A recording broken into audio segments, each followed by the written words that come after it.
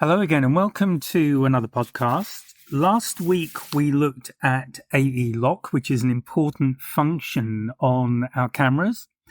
And this week, what we're going to look at is how our own perception can trick us. So the kind of situation that I'm sure you've experienced is where the light it's great light. It feels perfect. You've got soft edges. You've got a good direction from it. It's atmospheric. And you just look at it and think, this is going to be really good. This feels just fantastic. And then you get home, and when you get to look at your images, particularly on a laptop or a larger screen, they really don't match what you remember seeing. And the important thing here in this particular situation is that the problem wasn't the camera, but it's where we ourselves misread the light. So what we're going to look at in this second part of a three-part mini-series, I guess, in the podcast, which is to do with light and exposure, is to look at the situations where we are our own worst enemy, and we need to really understand a little bit about what's going on. So last time we looked at AE lock, how we lock exposure, how we can take control of the situation. And the important thing to remember is that even when you do everything right, technically, light can still trick you. So the kind of things we're going to think about here, and I want you to consider because we've all had these experiences, but these are the kind of things to think of when we're looking at light. Is a time of day, the direction of the light. So obviously light is directional, which leads to shadows and highlights and everything else. When we're looking particularly at wildlife, but where we have a subject, especially a moving subject, what's going on with that subject? What's their behavior?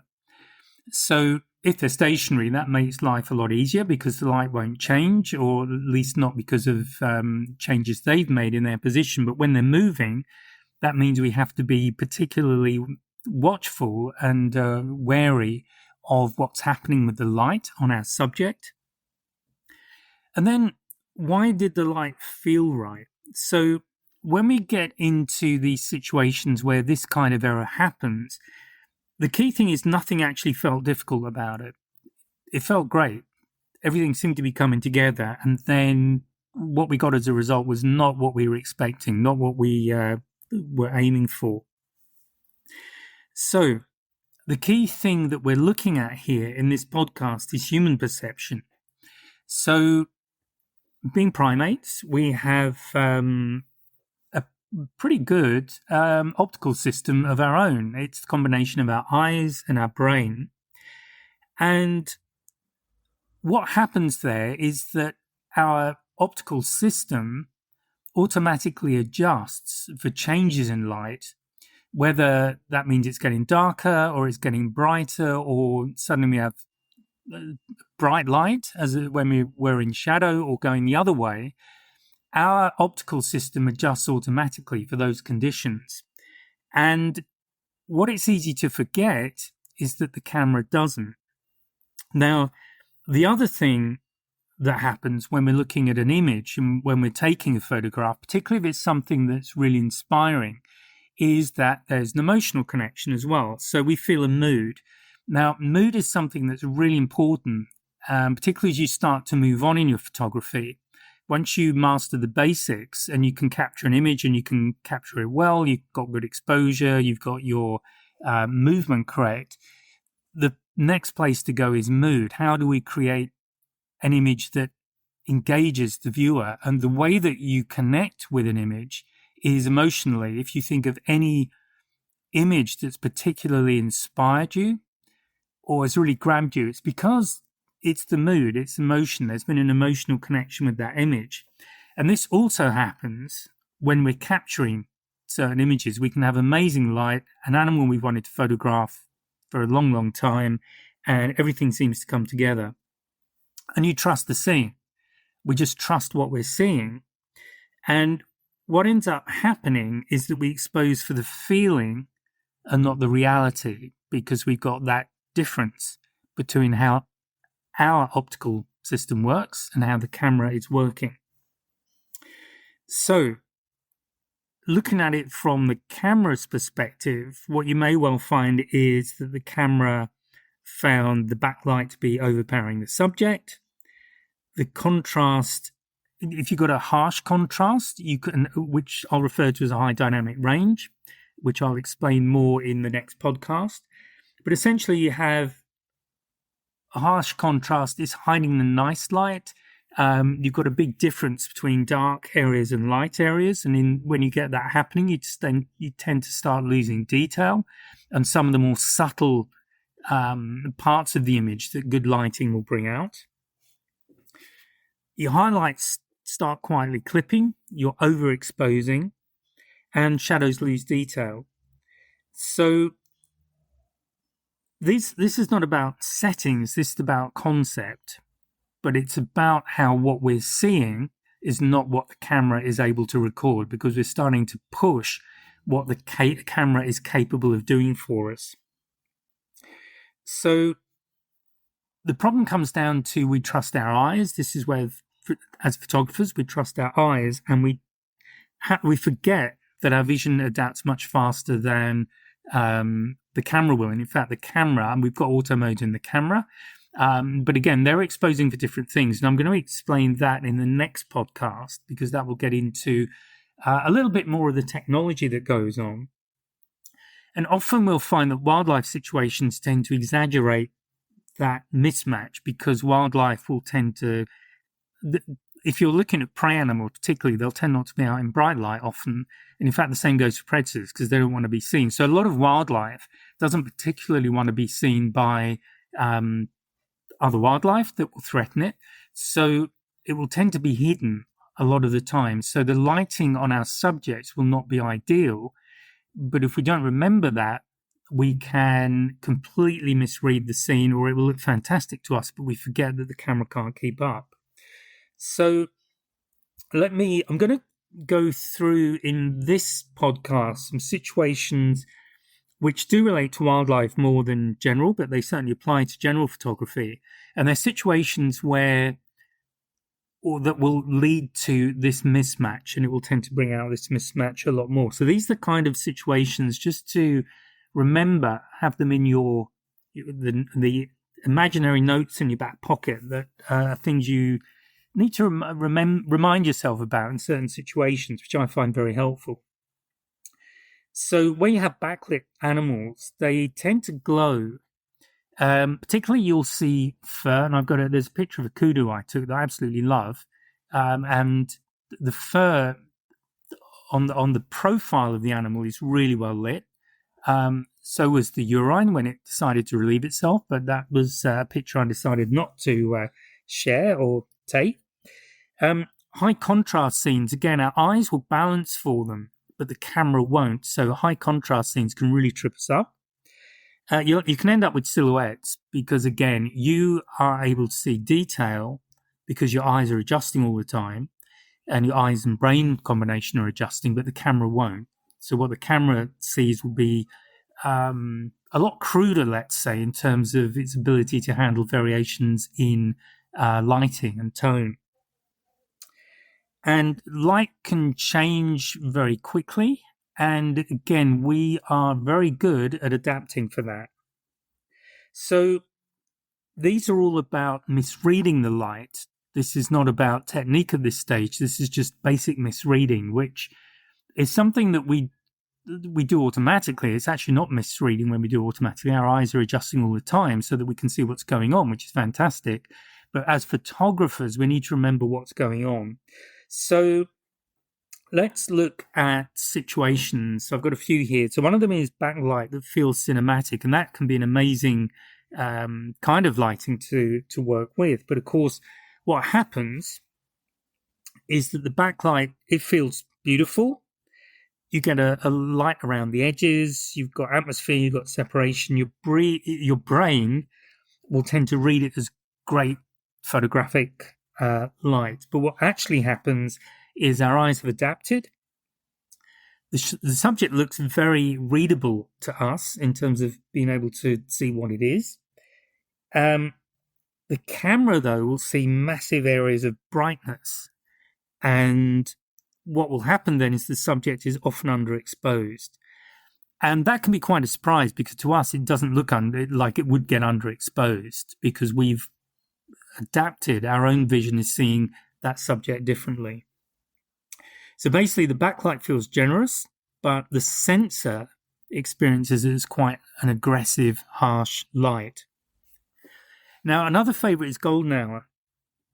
And golden hour is fantastic light, and we tend to associate it with warmth and softness. So we tend to, one way of looking at this is we expect forgiveness, as in it's nice soft light, it's perfect time of day to get really nice photographs, and maybe we expect the camera to give us a little more latitude than we perhaps deserve because we're not allowing for it. So if you think about it, what happens at golden hour? So you've got low light, which means we've got much stronger directional light. It's coming from low down. There are fewer areas of reflection often. So that light is very directional. That means the contrast has increased. It hasn't decreased. And small movements in our subject can actually make a big change in the exposure we need to capture them correctly. So the light looks gentle, but the shadows often aren't. And although the color is soft, contrast often isn't. So when you're photographing at golden hour, you really need to be very aware not only of the changes in how the light is operating, but often you've got a relatively rapid change in how much light there is. So I'm always just rechecking my ISO. I'm checking the photographs I'm taking. So the important thing is to keep checking what the exposure is, what exposure is actually working for you in that situation, and keep rechecking. Now, another one is open shade with a bright background. So open shade feels controlled and calm. What happens is your subject is evenly lit, but often the background is much brighter than we realize because, again, we've adapted our own eyesight to prioritize the subject, but the camera hasn't. So the scene will feel balanced. But if you're looking at it on a histogram, it actually won't be. So whether or not you use the histogram setting on your camera, it can be quite useful to do that, just to look at the dynamic range and how much of a spread of light you're actually experiencing, or the camera is experiencing before you take that shot. Now, where you have high contrast, again, your eyes will adapt for that. So essentially what we're doing, our vision system is compressing contrast constantly so that we can see what's there. And obviously the camera isn't, so we're not seeing clipped highlights or blocked shadows.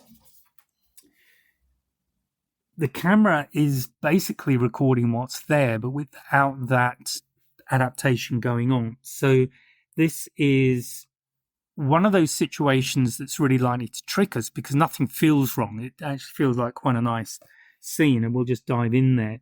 So remember, you've smoothed that scene out. The camera won't. It will record all of the edges, all of the contrast there.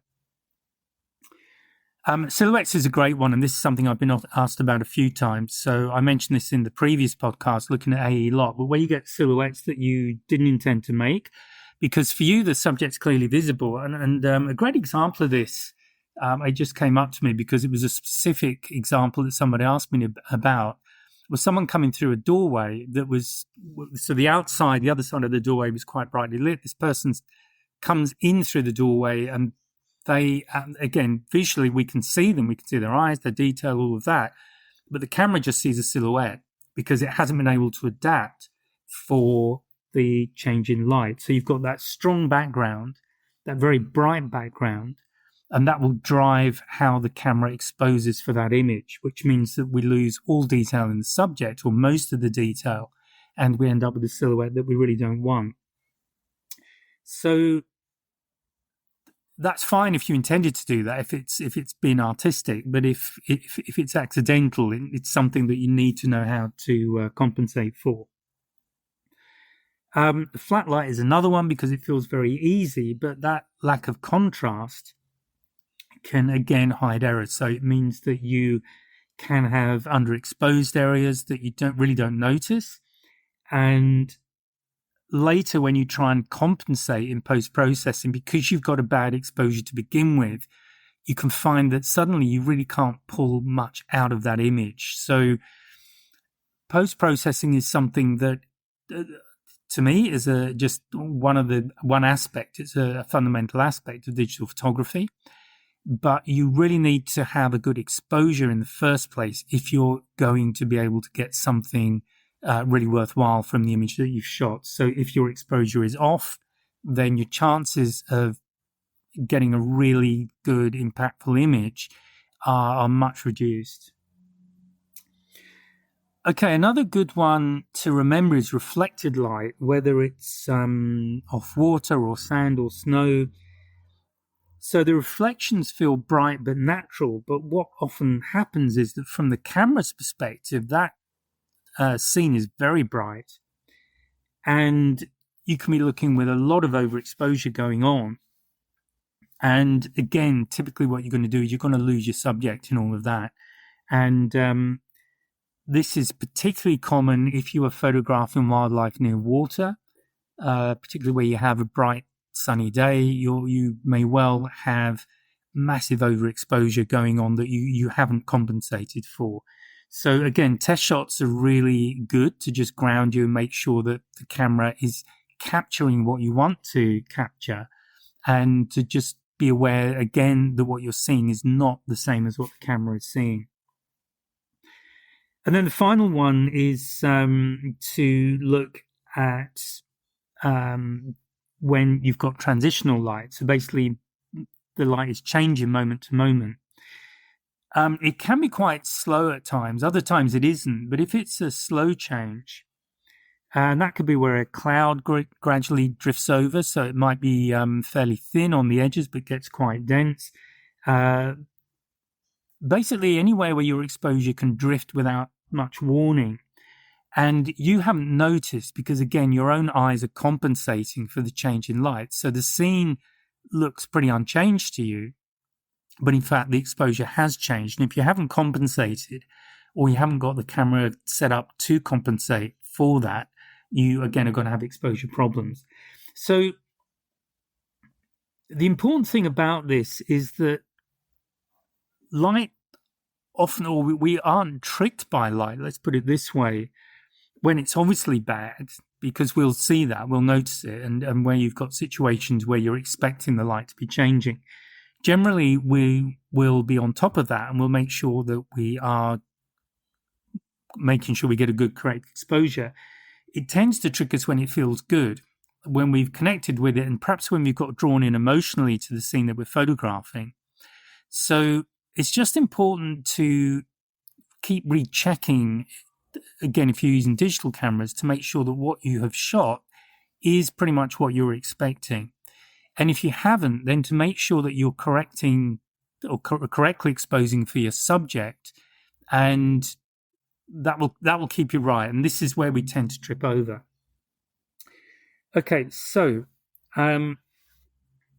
what are the real takeaways for this before we go on to the next podcast, the one that we'll be looking at on Friday? The key thing is the key thing is to always stay on top of exposure, basically. So pause even when the lighting feels good. Just regularly check that the exposure is correct. Unless there's no change in light at all and your subject is static, then you won't expect to change. But any other situation where things are changing, it does no harm at all to just quickly check on the back of your camera. Don't do chimping where you're looking in massive detail, but just do a quick check to make sure the exposure is good. Be aware of emotionally getting drawn into a scene. It's great to do that. It's I love that kind of photography, but again, you have to remember you are there as photographer in that moment. You want to make sure that the images you get are really good, particularly if this is a trip that you won't repeat. If it is, say, your first time in Africa, somewhere like that, Africa's amazing. But you want to, while you're enjoying it, while you're enjoying that fantastic experience, also remember there's a part of you that is a photographer, and you need to do the work. You need to make sure that the tool that you're using is set up correctly, because if you haven't done that, or if you forget to do it, that's where you can be really disappointed with the results you come back with. So that's really it for this podcast. So last time we looked at one aspect of the tool that is our camera, and that's exposure lock, which allows us to deal with scenes that have a big change, a big dynamic range, big difference between the brightest area and the darkest area, particularly where it impacts the subject. This one is about just remembering that what we see is not what the camera will see. And the reason that I decided to devote a podcast to this is that one of the comments I often get, and I've often see, is people get very disappointed. The classic is the beautiful sunset with amazing colors, amazing lights, all of that stuff. And you photograph it with your camera, and what comes back is something that is really awful. It's flat. It's maybe overexposed. It might be underexposed, but it's just nothing like what you saw with your eyes. And that's the reason why that we have an optical system that's evolved over millions of years, and it's really good at what it does for what we need in terms of what we've evolved for, the sort of situations we've evolved for. And it's really important to remember that our camera does not work in the same way. And knowing that as photographers, one part of our job is to make sure that we stay on top of exposure, and having good exposure on our subject is really important. It's one of the things to get right. It's a fundamental thing to get right. Get the thing in focus and get it exposed correctly. If you do those two things, you will get really good results, or at least you'll get results that are very usable, you can do things with. Okay, so